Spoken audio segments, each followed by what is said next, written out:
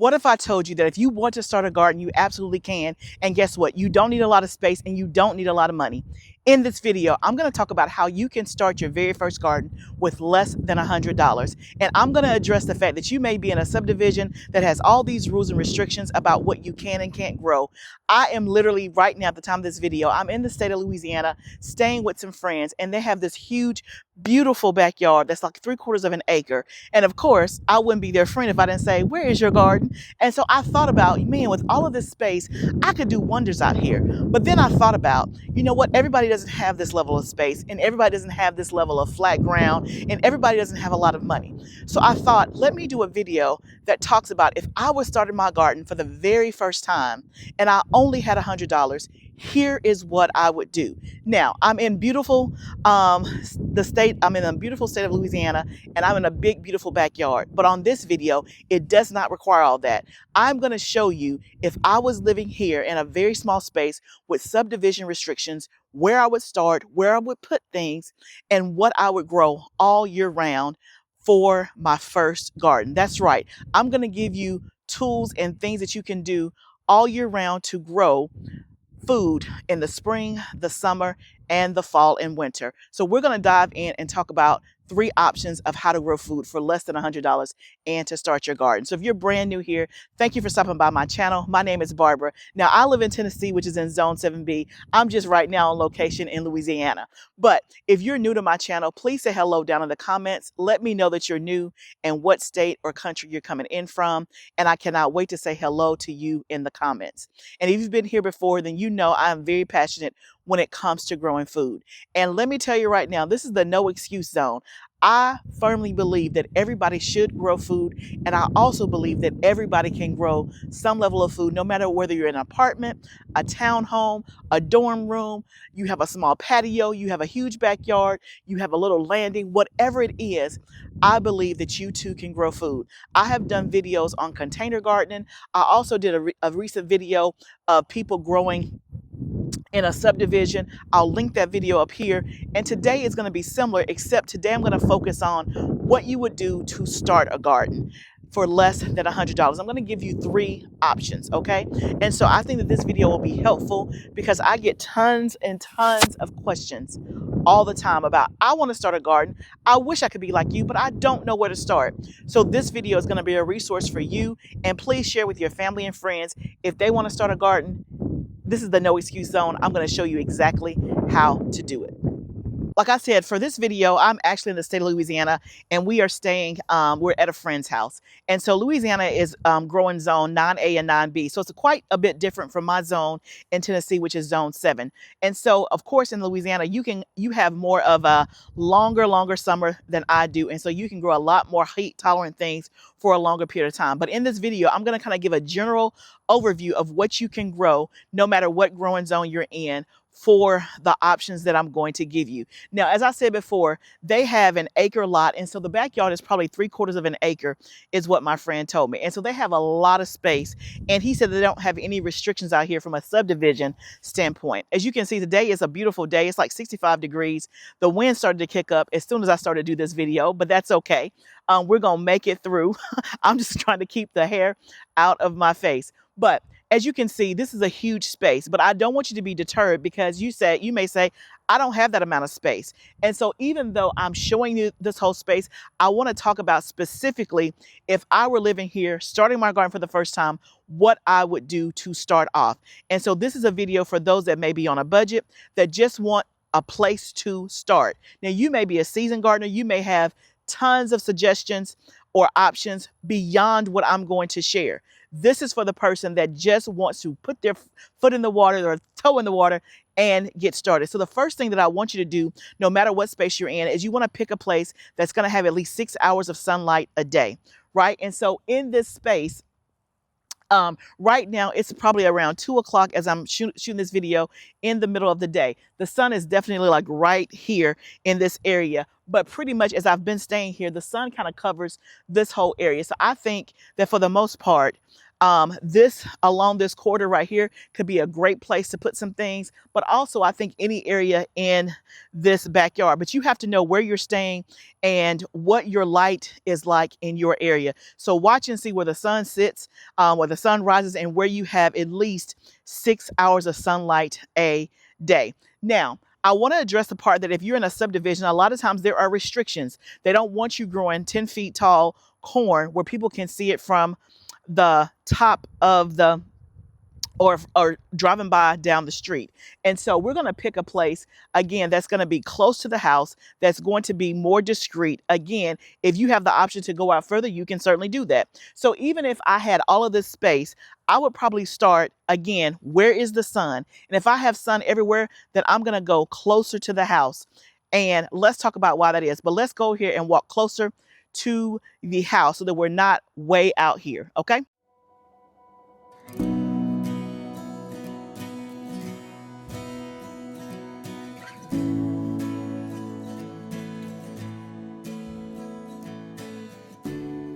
Okay, so you can see I've walked pretty much right up to the house by the fence. So there's many options, again, in this particular space to build something or to start a garden. And so the first option I'm going to talk about are raised beds. Raised beds are a good option depending on where you live and what space you have.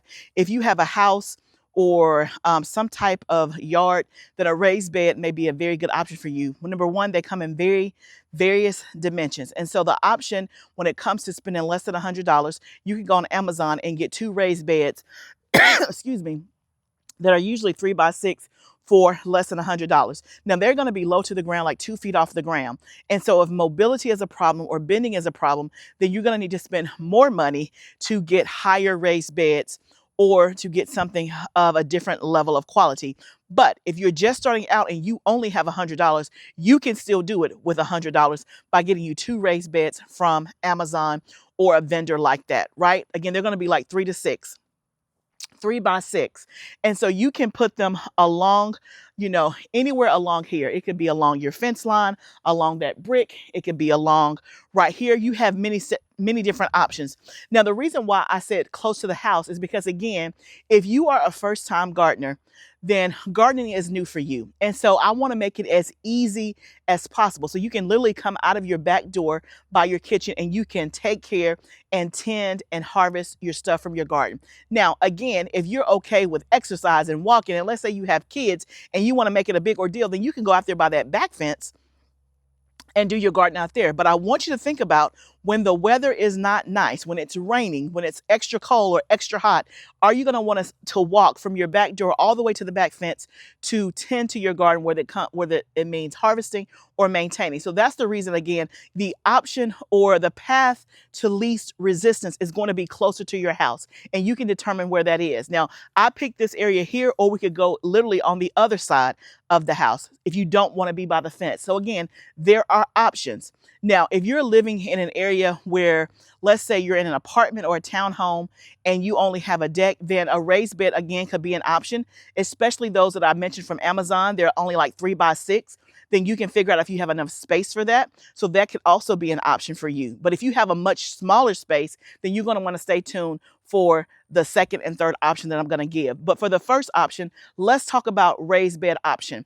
And so it could go along here, but let's also go over to the other side of the house and see about putting it there. And let's talk about what you can grow in a raised bed and what you can do when you're just starting out and learning how to garden. So this is the other side, but again, close to the house. So again, that fence right there on the other side is the one that opens. So again, you probably don't want to put your raised bed right there in front of the opening. You may want to stick more to the corner, or you can come to this side that maybe doesn't open or that you're not going to use as frequently. You can use that corner over there and put 2 small raised beds.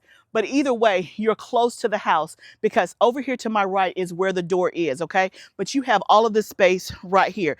Again, that is for this particular space. Again, the concept is that even if you have a smaller space, the concept still remains. Because it's close to your house and because it's behind a privacy fence, and no one's going to know that you're growing anything. No one's going to see what you're growing. Now, you may say, well, Barbara, I don't have a fence. So again, you could even go closer to your house, like behind the house where it doesn't show to the outside street if that is a concern for you, right? And so using the raised beds from Amazon, the two that you get for $100 that are going to be 3x6, they're only going to be 2 feet high. So they're going to be low off the ground. The disadvantage is that you got to bend. The advantage is it's going to be very, very discreet. And again, if you're trying to blend in with your landscape, especially if you're in a house or a subdivision or even in your patio, then you can also put mulch around the raised beds to give it a more aesthetic look. You can put some rocks around it to make a more aesthetic look. If you don't care how it looks and you just want to grow food, then you can do that too, right? But a raised bed is going to be a great option. Now, one of the things when it comes to a raised bed, if you're a brand new gardener, you're going to have to bring in soil, okay? And so you're going to have to purchase bags of potting soil or get like a local nursery to come and dump some for you.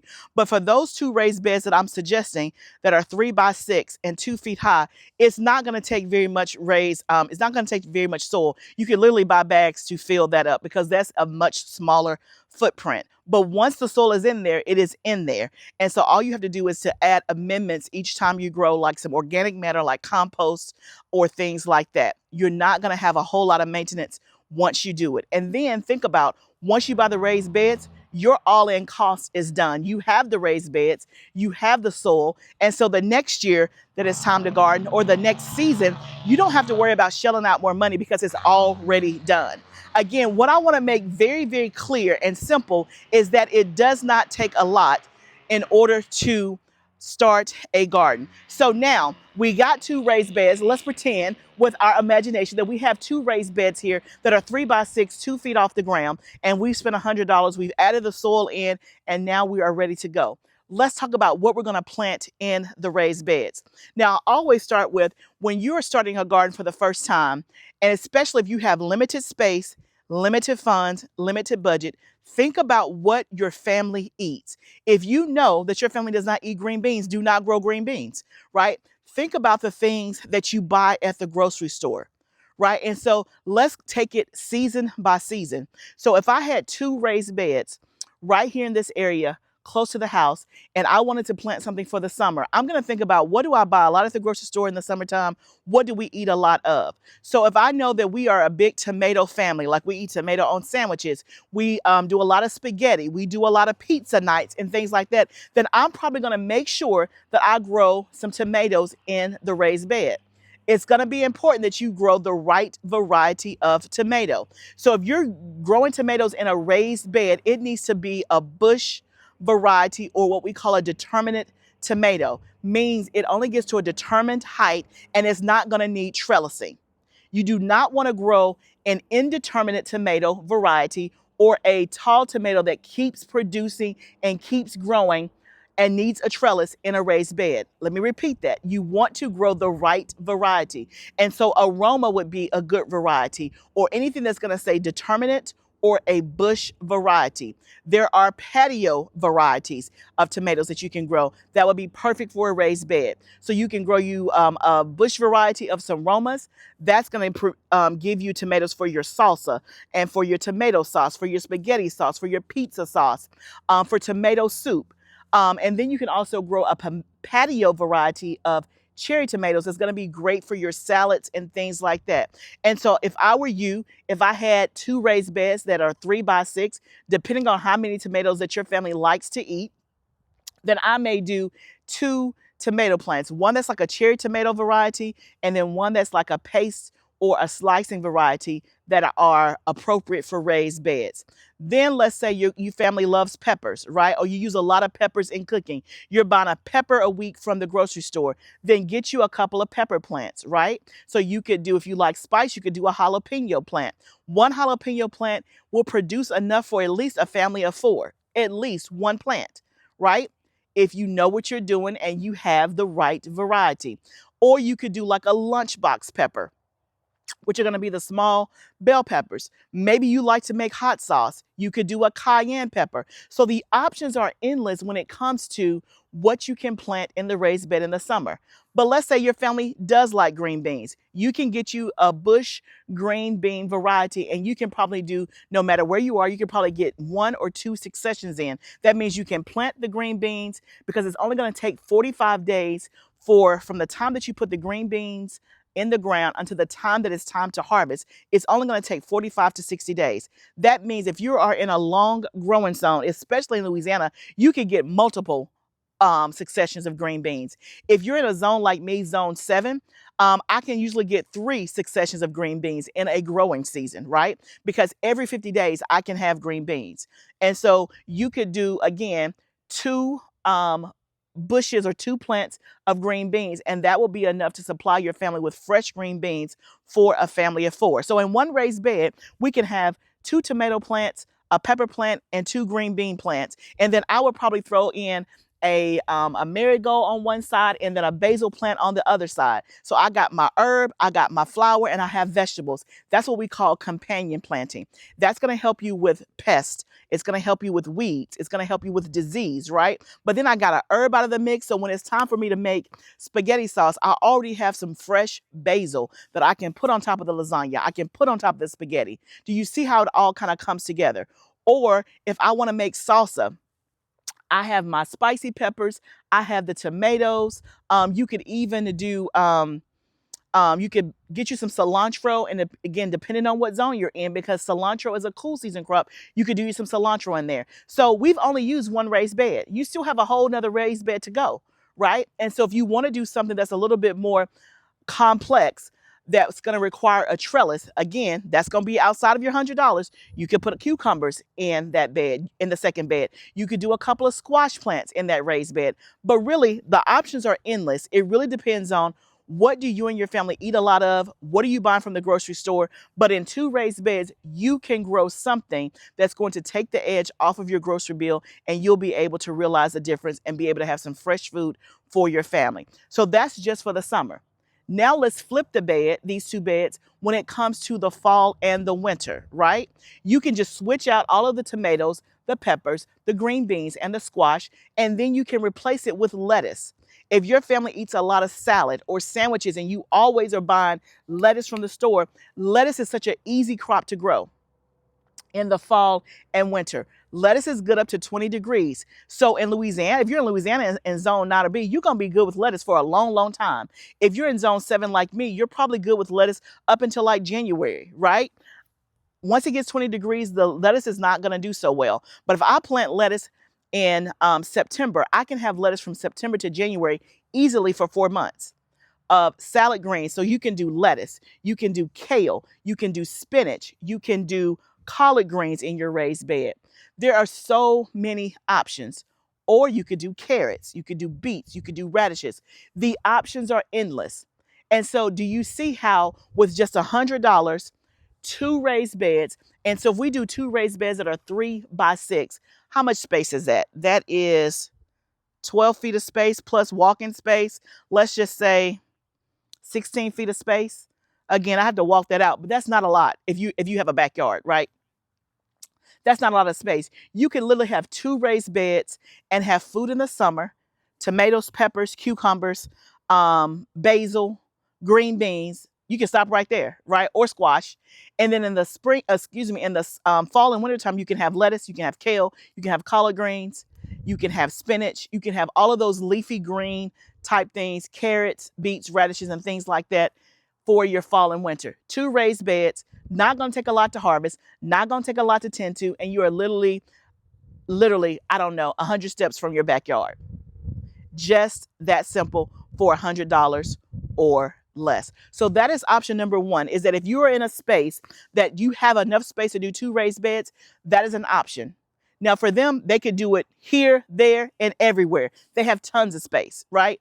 And then if you decide, man, I really like this, the next summer you could add 2 more raised beds or 1 more raised bed. You can expand and grow as the time goes on and as you have more time, more money, and things to devote to it. So that's option number 1, is you can get you a couple of raised beds for less than $100 off of Amazon. I will add some to my shop just so that you can see an option. Now for me, if you have more money, I'm going to recommend that you get a Vego garden metal raised bed. I have an affiliate with them and a code down below. Their beds are going to last, they're ready to last up to 25 years. Gonna be more pricey, more expensive, right? But they also have different configurations, more than what you can get on Amazon. So they have circular ones, they have rectangular ones, they have L-shaped ones. So they have plenty of options depending on what type of space that you have. So those are options. Option number one is to get you some raised beds. Okay, let's talk about option number two, which are grow bags or some type of nursery pot containers. That would be an option that you can get for less than $100. You can literally get a 10 pack of grow bags from Amazon. They're linked in my shop, and you can get those for like $25. So you can really get tons of grow bags, but that's an even cheaper option than the two raised beds. The one thing with grow bags is that they are portable. Now, once you fill them up with soil, they're going to be a little bit harder to move depending on how much weight you can handle, but they are portable. You can move them around. And so I would recommend at a minimum a 10-gallon grow bag. And like I said, they come in packs of 5 or 10 on Amazon, and they're definitely less than even $50, right? You can get them for $25 for a pack of either 5 or a pack of 10. I don't remember. I think it's a pack of 5 that you can get for grow bags. Now, keep in mind that grow bag is going to be like a container. It's made of like black felt. It's not the most aesthetic, but again, if you don't care about that, and again, they're not going to be seen to the public, then it doesn't matter, right? If that's not a thing for you. Some people like things that are a little bit more aesthetic. You know, I like things that are aesthetic, that are pleasing to the eye, but that's my personality. If that's not a concern for you, then the grow bags could work just fine. But let's imagine that you get 5 grow bags. That's one option. Or also, you could get what we call nursery pots, those big 10-gallon containers. You want to get something that's very sturdy and that's very that's very well made. And so I have a link in my Amazon shop where you can get 10 for $90. So again, less than $100. Now you got to fill them up with soil. So the soil cost is going to be separate, right? But again, you could spend $90 and have 10 of those, and they are huge. They're 10 gallons. You can grow a ton of stuff in there, or you can go with the cheaper option and get you 5 grow bags. Now, again, let's take in mind what space you have to work with. So if I was in this space, again, there's plenty of space where I can put grow bags. I can have them all lined up around the fence line if I wanted to. Now, you probably wouldn't do that, but you can also go closer to the house. Again, if you want to be more discreet, you could also mulch it in, rock it in. If you wanted to be more pleasant, you could like rock it in and have some flowers in between each of the 5 grow bags. There's so many ways that you can do it, right? And a grow bag doesn't sit high off the ground. So again, no one is going to see it, even if you don't have a fence, right? It's just going to be part of the fabric, so to speak. And so in a grow bag, there's so many things that you can grow as well. So again, taking the spring and summer season in grow bags, you can do you can do tomatoes, you can do peppers, you can do cucumbers if you do a trellis, right? You could do green beans. The same things that I mentioned in the raised beds, you can do in a grow bag. For the spring, you could do potatoes, right? Grow bags are great for potatoes. They're great for root crops like carrots and things like that. The thing to keep in mind with grow bags is that they are going to require more water because, again, they're in this felt bag. It's permeable, so the light and the sun can get through it as well as water, but you're going to have to water more frequently than you would if it was like just in the ground, right? Now, with any of these options, there's always an option to just dig up a plot in your backyard or in your area and put something in the ground. I'm not discussing that because a lot of people, if you're not in a house that you own, you're not going to be able to do that. So I want to give options that apply for at least the majority of people. So if you live in an apartment, a townhouse, anything that you have a deck, a little landing strip, or whatever it is, you can have a grow bag and grow food literally right in your backyard, on the side of your house, what have you. If you want to put it on your front porch, you can put it on your front porch. It doesn't matter. That is an option for less than $100, and you can grow, again, the exact same things that I mentioned for the raised beds. You have the summer crops, and then the fall and winter, you can switch those over and grow lettuces, kale, your leafy greens, and all of that kind of stuff. So that is definitely an option, and you have plenty of places. If you have a space like this, you have plenty of place to put it. But if you have a small space, it's only going to take up, literally, y'all, this amount of space.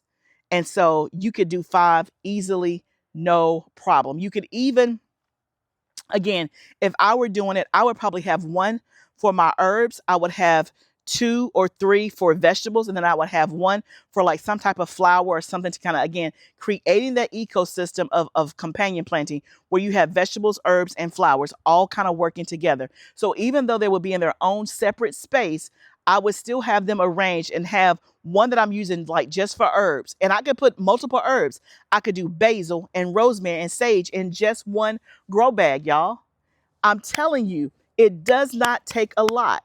If you normally are buying those old tired, dry seasonings from the grocery store that have no flavor, that's been on the shelf for years and years, you can grow these herbs right in your backyard. Go out there and clip them and use them fresh or hang them up to dry in your house, and you will have more quality food and ingredients than just buying it from the store. I'm telling you, it does not take a lot to grow food. It just takes a mindset that I want to grow food and I'm going to start some kind of way. As they used to say back in the old days, some which way, I'm going to start me growing some food. So 2 options, the raised beds and the grow bags. Now let's talk about our third and final option of how you can start a garden literally with less than $100. Okay, y'all, let's talk about the third and final option, which is growing vertically. Now, I am on their patio deck. If I had to guess the size, I don't know. I'm not good at that. But, I mean, it's a decent size. You could put the grow bags up here if you wanted to, and then you can also put this vertical option where you can put several of these vertical options up here, and that is using some type of vertical garden tower. Now, the one that I recommend and the one that I'm affiliated with is GREENSTALK. Now, for less than $100, you're going to have to get the 3-tier. So the GREENSTALK is a vertical gardening system that I've talked about several times. If you're new here, I have several videos on the GREENSTALK, which is a vertical gardening system, right? They come in 3, 5, or 7 tiers. So if you only have $100, you're going to have to get the 3-tier. But even in the 3-tier, you're going to have, I think it's 6 pockets that go around that are 10 inches deep, and of course 3 tiers. So that's at least, it's either 5 or 6 tiers. It's either 15 to 18 slots where you can grow food. Now, if you have more money to spend and or you catch a sale, you can get a 5-tier for usually $100 or so when there is a sale. When there is no sale, it's a little bit more than that. But whenever you try to check out GREENSTALK, you can use my code LFF10 for an additional $10 off your order. You can always use that code LFF10 whenever you want to shop GREENSTALK. So that is the brand that I recommend because that's the brand that I've used, and the quality is top notch. The customer service is top notch. And so I can stand behind it because I've used it and I've worked with the company for the last 2 years.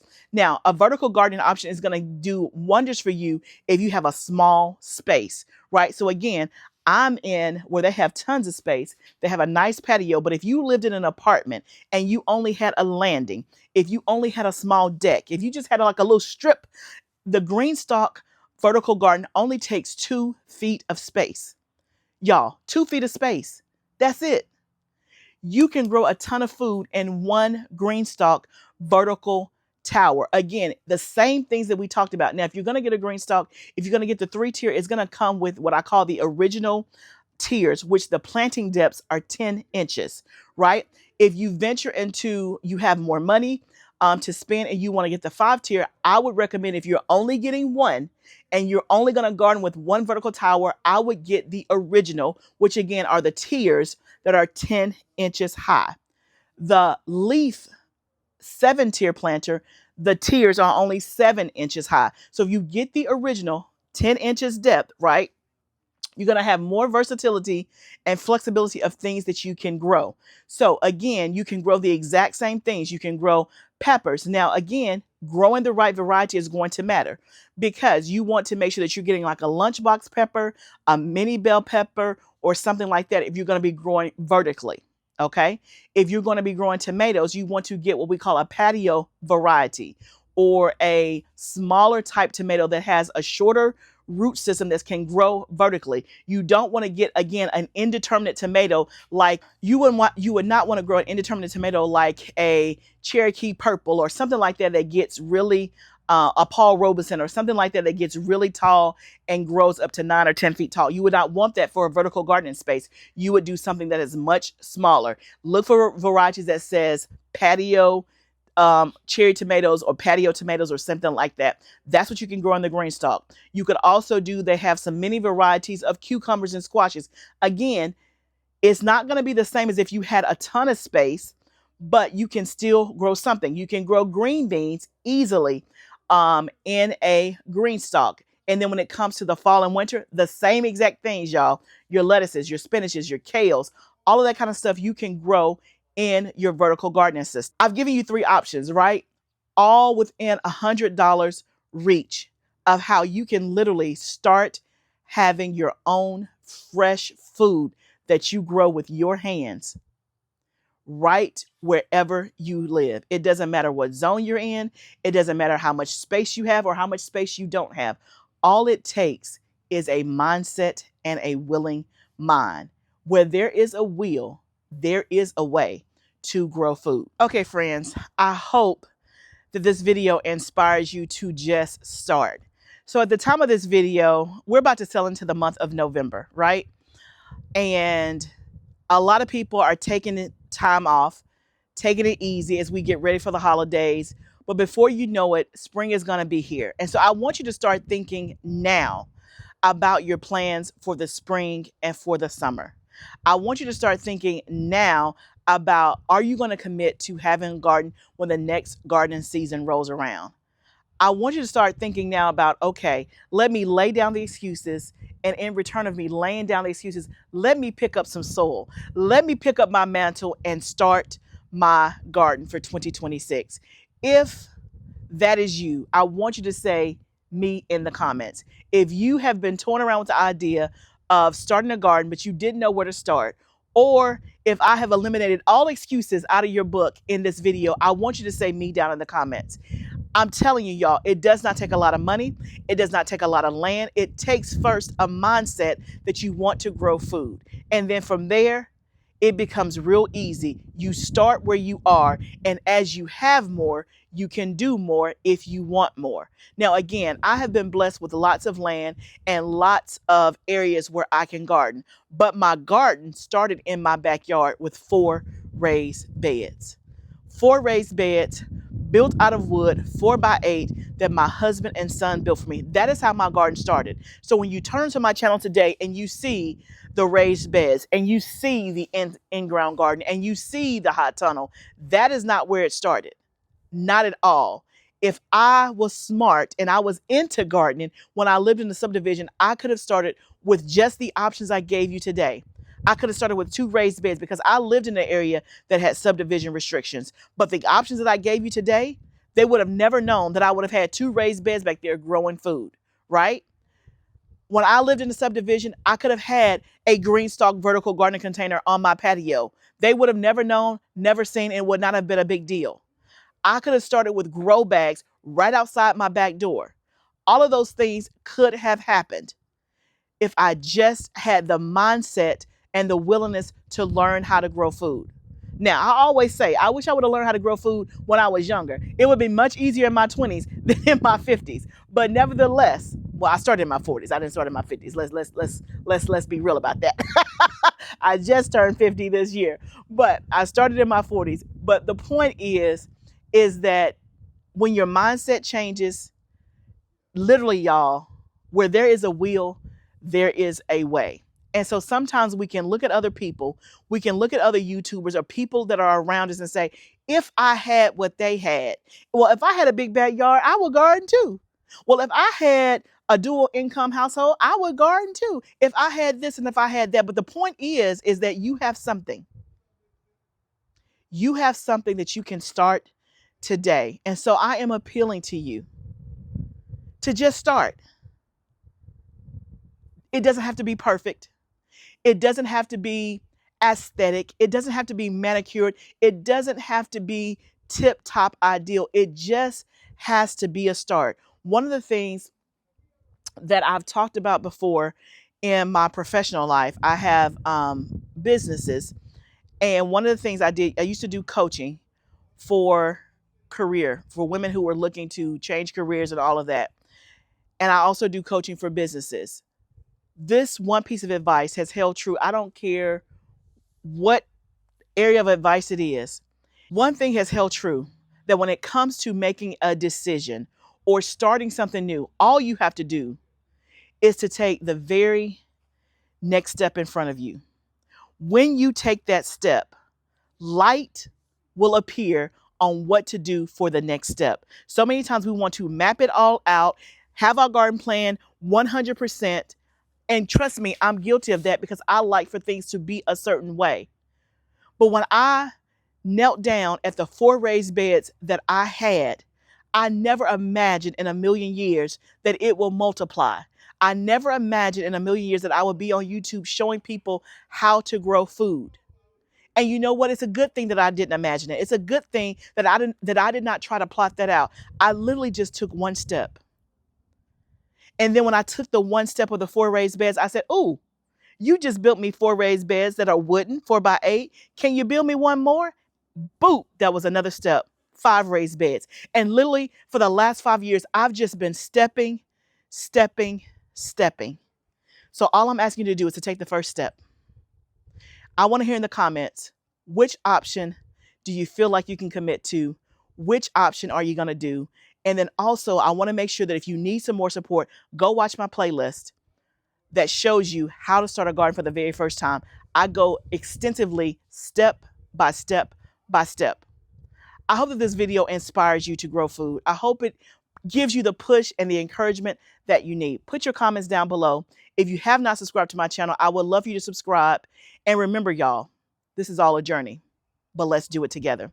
I'll see you next time, friend.